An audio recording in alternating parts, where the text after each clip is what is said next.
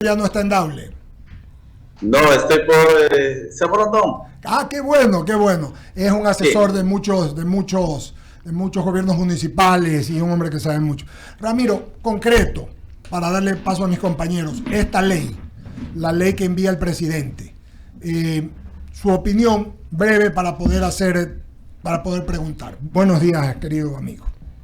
buenos días. Bueno, el tema legal ustedes ya lo están analizando, pero sin embargo yo veo ahí todavía el gobierno insiste en el conflicto armado interno a pesar de que la Corte Constitucional ya hizo una observación sobre eso, pero también se está como yo diría, uniendo dos cosas, o sea, lo operativo y también con medidas económicas. Por ejemplo, el bloque de seguridad que fue creado como un bloque, yo diría, de apoyo a las investigaciones y a la inteligencia que genera la Policía Nacional, sea en el tema de antinarcóticos o lucha contra las organizaciones delictivas, ya le suben de nivel y el presidente de la República es quien lo preside o un delegado. Y además dice que este bloque realizará o podrá realizar actividades de combate y ahí lo mezcla con actividades financieras, o sea, no le veo una claridad en ese tema. Y también hay muchas expectativas y preocupaciones por lo que decía la abogada. Eh, yo temo mucho que vaya a haber violaciones de los derechos humanos si no está claramente definido, ¿no? Y los derechos de todos los ciudadanos. Y también me preocupa porque se crean otros organismos como el bloque de seguridad que va a tener inteligencia, lo mismo que hace el CIES, y que va en el tema de las medidas económicas y lo mismo lo que debe hacer la UAFE, o sea, el control y todo ese tema. Entonces son cosas, muchas preguntas, muchas interrogantes que, como bien lo decía Eduardo, en la asamblea es donde se va a delimitar y también a regular, pienso, de mejor manera todo lo que el presidente quiere. O sea, es lógico que eh, se pretenda, ¿no?, agilitar los procesos, que sean más expeditos y llegar y retirarles y quitarles todos los recursos a las organizaciones delictivas, que ese veo que es el objetivo. Perfecto. Entonces, para usted, como un ex representante de la fuerza policial, en el tema del perdón, que estábamos hablándolo con Ramiro, eh, a mí me parece extraordinario porque es un apoyo a quien usted varias veces conversó conmigo y todo, se quedaban jugados y venían los jueces y cambiaban las cosas y la policía se quedaba jugada, ¿ya? Pero allí, Ramiro acotaba, yo decía que el tema es que me parece que falta completar, que no solamente se les puede dar un perdón, sino que también se les va a mantener sus derechos sobre porque han estado trabajando. Hablo de la jubilación, del tema del ISFA, porque lo uno y lo otro sí juegan, pues si ya no quedó más, debería ser que el gobierno, en este caso la Asamblea, tome en consideración este apoyo para las personas, en el caso de los miembros de la policía y de las Fuerzas Armadas, que no pierdan sus derechos. No sé, Ramiro, si estamos de acuerdo. Sí, totalmente de acuerdo, pero esa sería la excepción. O sea, que exista un perdón, no un indulto, debería ser la excepción porque pienso que militares y policías nuevamente deberían ser sometidos a un reentrenamiento en el tema de derechos humanos porque no le conviene a ningún gobierno, a ningún Estado, de que existan casos como este último de los chicos de los 4 chicos, ¿no? Entonces, una policía profesional, unas fuerzas armadas profesionales eh, ejercen su trabajo, su misión constitucional, respetando los derechos humanos. Esa es la garantía de que la fuerza pública en general garantizará, repito, el tema de los derechos humanos de todos los ciudadanos. En excepción, cuando exista un enfrentamiento, las cosas estén un poco oscuras y la justicia quiera eh, sentenciar a un policía o a un militar, ahí sí viene el papel y también el respaldo del presidente de la República, en este caso, para indultarlo o en todo caso Y claro, como tú bien dices, Eduardo, con todas las garantías que se ha ganado dentro de su carrera profesional. Pero debería ser la excepción el tema del indulto, ¿no? Y también dejar el debido proceso, porque todos los policías y militares están entrenados para hacer uso progresivo de las armas de fuego, y eso le daría garantía al gobierno de ser un gobierno limpio que respetó los derechos humanos en esta guerra que, como lo bien dice, de conflicto armado interno contra las organizaciones delictivas, pero respetando los derechos humanos de mucha gente que puede estar alrededor, y como bien llevaba a colación de que alguien puede... Ramiro, se quedó en silencio su micrófono. Por favor, Ramiro. Sí, decía que es importante que Fuerzas Armadas y Policía en este caso cumplan con su deber constitucional, respetando los derechos humanos de todos los ciudadanos. Perfecto. Ramiro Cepeda, sigue. Tocayo, ¿cómo le va? Buenos días. Ramiro, buen día.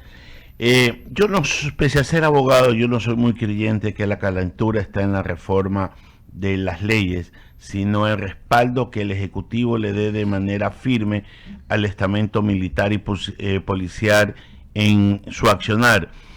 Claro, cuando el policía sale horizontal con la bandera sobre su féretro, la viuda llorando y el seguro que le dan y una casita de reconocimiento, lo hizo bien.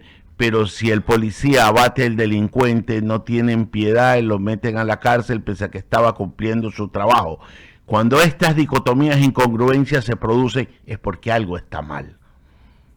¿Qué está mal? Porque para mí no es la ley y para mí no es tampoco la aplicación de justicia. No sé si usted coincidirá conmigo, para mí es el respaldo que debe tener de una manera firme de quien ejerza la autoridad ejecutiva y que tome decisiones ejecutivas. Sí, mire, hace muchos años no existía la ley de uso progresivo de la fuerza, y lamentablemente los policías, cuando en servicio, inclusive enviados por el ICU 911, iban a repeler una agresión y hacían uso de la fuerza letal, y como consecuencia existía un sospechoso muerto. En la fiscalía le acusaban al policía por asesinato. Imagínense. Entonces, porque no había una figura legal como hoy lo hay, puede haber hecho uso o mal uso del arma de fuego, ¿sí? Por eso la ley de uso progresivo de la fuerza hizo esta distinción, y lo que sí es necesario que los jueces y fiscales conozcan muy bien esta ley para que, y esto se ha cambiado, ahora sí hay como una doctrina alrededor del uso progresivo de la fuerza, y más que todo de la fuerza letal. Entonces, más jueces y fiscales ya comprenden las circunstancias en las que el policía hizo uso del arma de fuego. Y como vemos en esta lucha y en esta gran estrategia de contención que el gobierno ha hecho durante ya más de año y medio, si vemos, ha habido delincuentes, que la mayoría de los delincuentes, a excepción de los, parece 5 o 6 delincuentes que fueron dados de baja en Santa Elena en un secuestro, en otros casos, realmente la policía ha respetado los derechos humanos, a pesar de haber sido recibidos con armas de fuego. Ellos hicieron uso del arma hasta neutralizarlos. Ese es el profesionalismo que deben tener las fuerzas del orden. El profesionalismo significa cumplir la Constitución, cumplir las leyes, y el objetivo es neutralizar al sospechoso, al delincuente o al contraventor, ¿no es cierto?, haciéndole el menor daño posible. Claro que muchos quieren que se acabe con los delincuentes, que los asesinen, pero eso no es aconsejable.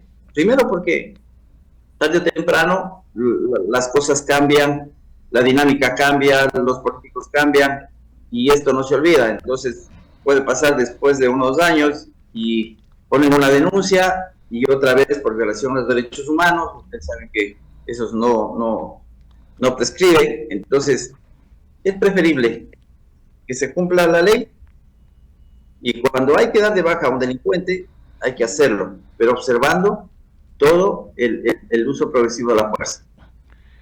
La persona, llámese delincuente, que alza su arma en contra de un policía no merece vivir. Es lo que yo pienso, y es así que deben de manejarse las cosas, porque quien no respeta a la autoridad legítimamente constituida y que le da el Estado el poder de andar armado y de controlar el orden, y atenta contra la vida de él, no merece vivir. Coincido plenamente. Jaime Velázquez. Gracias, Ramiro. La verdad es que un placer tenerlo por acá, general, y la verdad es que escuchándolo en muchas ocasiones sí se me viene a la mente como si estuviera yo en un uniforme de policía. Yo fui alguna vez bombero y estuve también, pues obviamente, bombero, y estuve también vinculado a la Comisión de Tránsito, y el uniformado muchas veces tiene que sentir el respaldo, y ese respaldo de acuerdo a la ley que se ha enviado, porque si ha habido un cambio, digamos, el Ejecutivo sí respalda a la fuerza pública. Hay ciertos indicios que dicen eso. En esta ley específicamente, ¿es suficiente lo que están planteando o hay que hacer algún cambio específico? Porque alguien decía que los uniformados en el indulto que se plantea, pues obviamente no borra el delito, y eso va en desmejoramiento de su carrera profesional como tal. Cuéntenos un poquito del tema. Sí, bueno, ustedes recordarán, esto ya lo ha vivido otros países de Latinoamérica, Argentina, por ejemplo, Chile, ¿no? En el tema de la lucha contra las organizaciones subversivas y terroristas en la década de los 80, 90, y esto realmente es... yo diría que a futuro, por eso yo insisto en que las Fuerzas Armadas y Policía deben respetar los derechos humanos. Delincuente que necesita ser dado de baja o las circunstancias del enfrentamiento lo requieren, la policía debe hacer uso del arma de fuego. Pero lo que dice la ley, y por eso hay que cumplir la ley, o sea, un policía no puede, o un grupo de policías a un delincuente no puede propinarle 15, 20 disparos, y todos en el cuerpo, en la cabeza, y eso desdice del trabajo profesional que tiene que hacer un policía. Entonces, si todos queremos, si la sociedad quiere que los policías salgan a matar a todo delincuente, entonces por ahí va a haber gente inocente que a futuro va a decir, no, él no era delincuente. Y luego, como les digo, pasan los gobiernos y el problema es contra el policía, porque tiene nombre y apellido, y quienes estuvieron en el operativo. Claro. Mire el caso del caso Fibeca. Claro, sí me acuerdo. ¿Sí? Sí. Ya. Entonces, aquí no es de que el gobierno se terminó. Y los policías del caso Fibeca, los ex policías, están unos presos, otros prófugos. Aquí no hay perdón después de los que los gobiernos se terminan. Entonces, eso los policías lo saben. Entonces sí estaría de acuerdo con esto, lo propuesto por el Ejecutivo, es decir, en lo que está en la ley que se mandó con carácter urgente a la Asamblea Nacional. Sí, o sea, el respaldo tiene que darse a los policías, pero tampoco no se confunda respaldo con encubrimiento. ¿Sí? Eso es muy importante. No es lo mismo respaldo que encubrir. O sea, yo respaldo cuando se debe respaldar, ¿no es cierto? Y yo como comandante respaldado cuando se analiza el caso y se dice si realmente esa era lo que debieron hacer.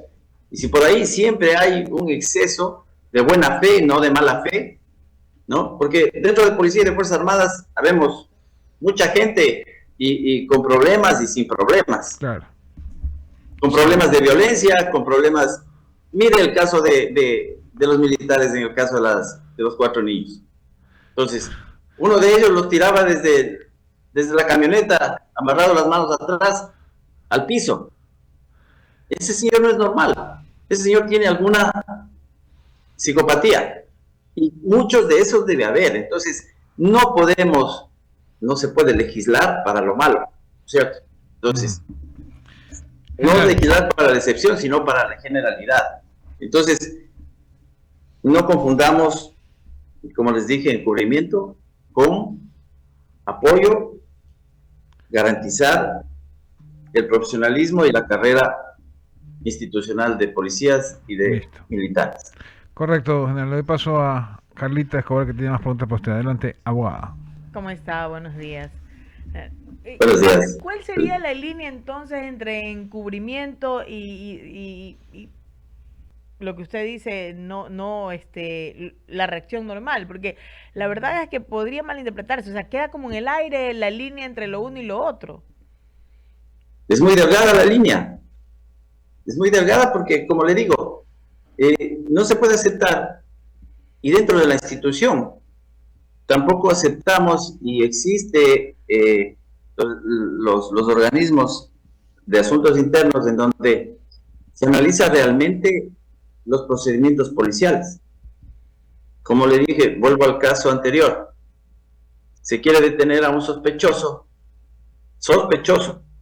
no sabemos todavía si es culpable, y la presunción de inocencia es fundamental en todo Estado de Derecho.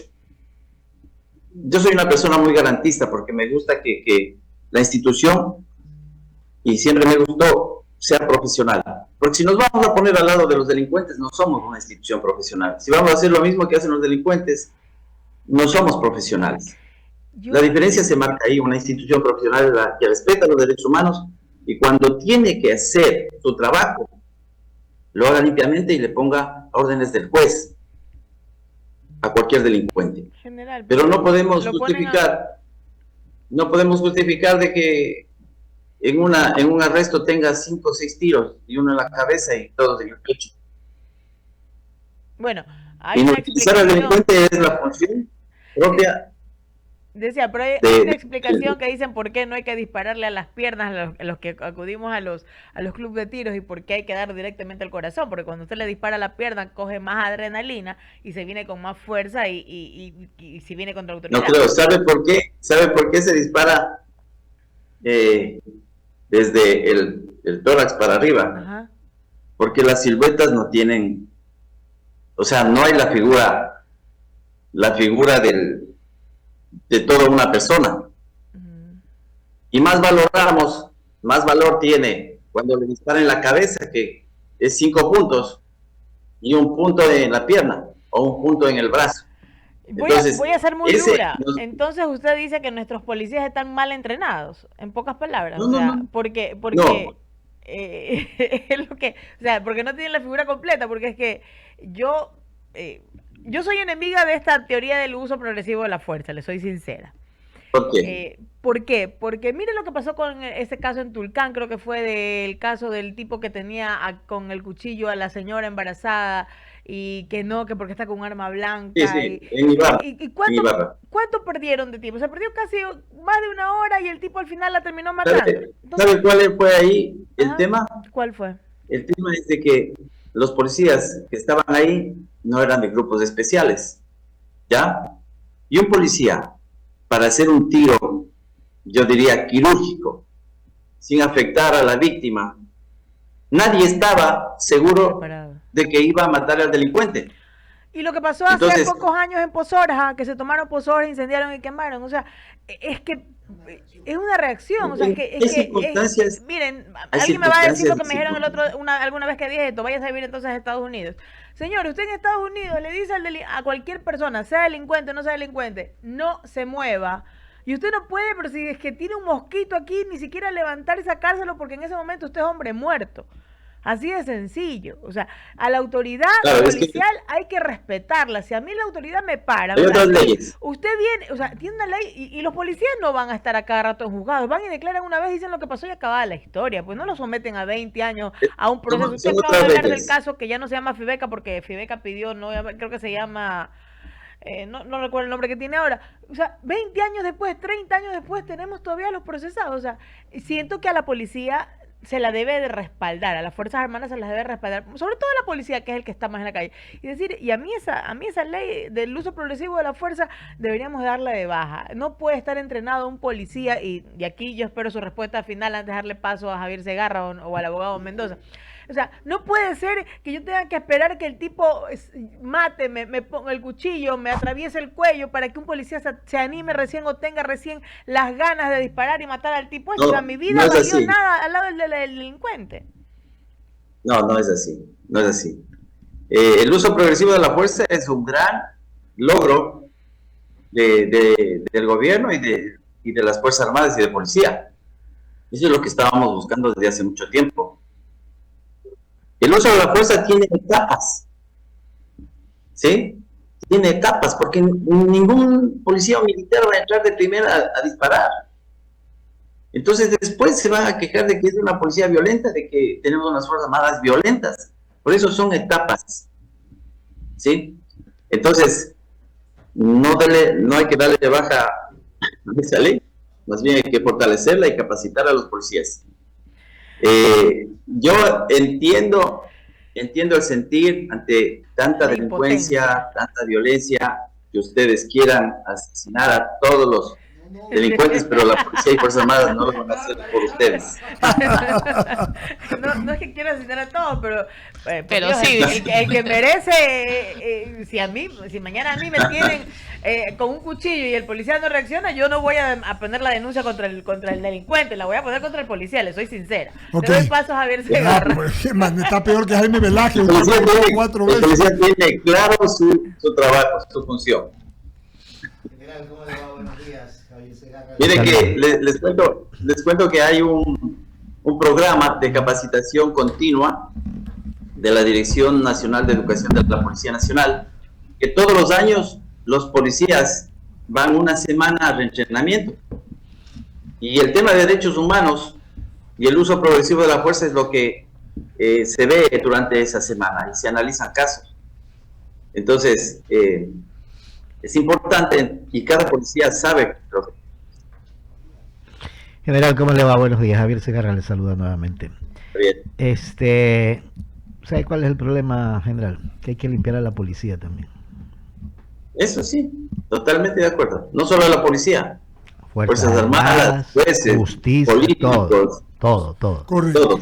Entonces, fíjese que lo ocurrido en Puerto Santana no hay perdón ni olvido para eso. O sea, no puede ser que en un lugar tan turístico como tiene Guayaquil entre gente, ya no con la pistolita, pues no, va con metralla, pues. ¿Me explico? No puede ser que en la base de Manta se encontró droga y nadie dice nada, y hasta la fecha encuentra una investigación a ese tema. No puede ser que entren al cuartel Modelo y se lleven armas. Hasta la fecha veo la investigación, no sé quién es el responsable de eso. Y así por ir a pueblos más chiquitos donde la policía prácticamente está atemorizada por los grupos delincuenciales, porque esa es la gran verdad, está atemorizada. ¿Por qué? Porque son más los delincuentes que los integrantes que están en un destacamento policial de un cantón pequeño. Y le voy a poner el caso de Santa Rosa en la provincia del Oro. En 2 semanas, 5 atentados. En Puerto Gelí, que usted debe conocerlo, esa gente vive extorsionada a cambio de vivir, entre comillas, en paz. Y un alcalde cuyo guardaespaldas es parte de estos grupos delictivos. Así no se puede hacer. Sí, realmente yo siempre hablo en mis charlas sobre el tema de la gobernanza criminal. Nosotros Ecuador lastimosamente tiene una gobernanza criminal que nació desde las cárceles. Así es. ¿Ya? Entonces, la gobernanza criminal es paralela a la gobernanza legal. Yo lo comparo las vacunas con impuestos. ¿Sí? Tienen que pagar impuestos, por eso el término técnico es gobernanza criminal. Estos 22 grupos que el gobierno en enero del 2024 los catalogó como terroristas, se repartieron el país y en cada cantón existe un jefe criminal. Y lo que usted dice tiene razón. la Policía Nacional en este momento no tiene una fuerza disuasiva o preventiva. 2 o 3 policías en una UPC, en un cantón, cuando hay 50 miembros de esta organización delictiva con armas largas. Y eso sucede en muchos cantones, lamentablemente, casi la mayoría. Entonces, los ciudadanos cuando le roban un vehículo o una moto, van primero donde el jefe criminal, ya no van donde la policía. Dan un dinero y les devuelven. Entonces, o le roban el celular, o le roban el celular y le dicen lo tengo en la bahía. Sí, y contra eso, lamentablemente el gobierno, yo creo que en una segunda etapa podría ser ir hacia allá, ¿no? El tema del fortalecimiento de la policía comunitaria es fundamental, inclusive cambiarle el nombre, cambiar el modelo de gestión de la policía preventiva, es importantísimo. Hay que fortalecer, por eso se dan las extorsiones, porque no hay una fuerza disuasiva en las calles. Entonces los delincuentes van por la calle extorsionando a la gente, y eso es lo que más impacta en los ciudadanos, que están en el día a día, que viven esa desesperación. Y ante la arremetida de la delincuencia, muchos UPC han quedado abandonados, Eduardo. Sí, hoy día casualmente la alcaldía en la tarde está, o al mediodía, está abriendo, ya no se llaman UPC, sino tienen un EAS. Enhorabuena. Ramiro, siempre va a ser un tema actual, ¿no? Pero más que el punto de vista, yo entiendo perfectamente a Carla, porque usted sabe que yo posicionaba mucho como usted, yo he pensado como usted, pero con el tiempo y cuando pasan estas cosas, hay que tener mucha madurez para no sentir lo que perfectamente siente Carla, porque hay que tener madurez. Pero como hemos peleado 1000 batallas, sabemos que hay que hacer más. Yo veo a la policía y al Ministerio Interior capturando, y a los militares,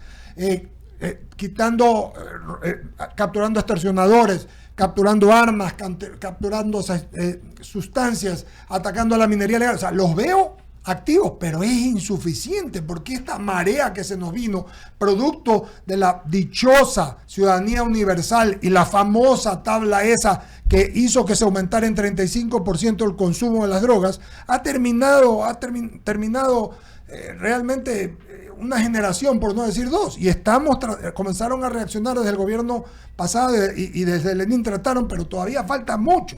Entonces, yo entiendo que la gente está con bronca, como dicen los argentinos, y yo veo desde ese punto de vista que la ley tiene mucho que se encarna en la gente. Hay que arreglar los temas legales para que no sea mañana esos motivos y excusas para que tiren abajo una sentencia, que no ayuden a un policía que ha cumplido con su deber, como dice Carla, o a un militar, o que no persigan a alguien que no tiene nada que ver con una justicia como la que tenemos.